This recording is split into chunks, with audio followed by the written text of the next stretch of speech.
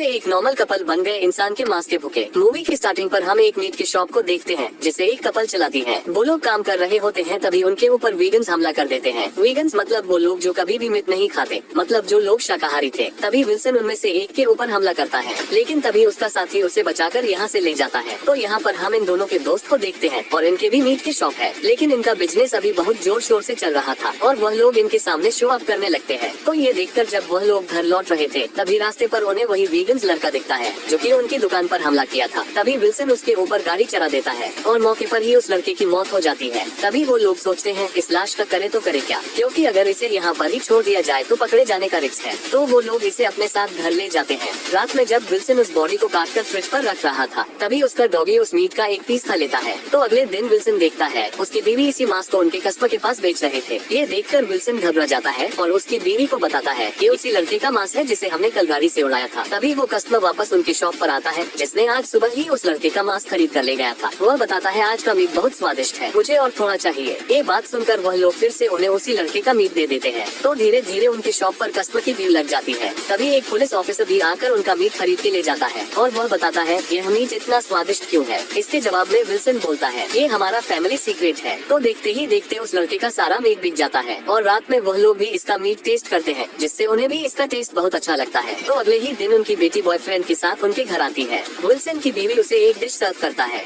लेकिन वो इसे खाता नहीं। तभी उन्हें पता चलता है कि ये भी एक वीगन्स है, यहाँ तक कि वह उनके लाए हुए केक को भी नहीं खाता। और उनकी बेटी अब इसके साथ रहते हुए एक वीगन्स हो गई थी। अब वो दोनों मिलकर इन्हें बहुत बातें सुनाती है, एक तरह से इनकी इंसल्ट करने लगते हैं और ये सुनकर उन्हें बहुत बुरा लगता है। तो अगले दिन वह लोग उनके नए शिकार के लिए एक रेस्टोरेंट पर जाते हैं। तभी उन्हें वहाँ पर एक गोलू मोलू वेटर दिखता है और वो भी एक वीगन्स था। तो उसकी बीवी उसे बहुत फोर्स करती है उस लड़के की शिकार करने के लिए। तो वो उसे मारने उसका हथियार लेकर जाता है पर उसे वो मार नहीं पाता।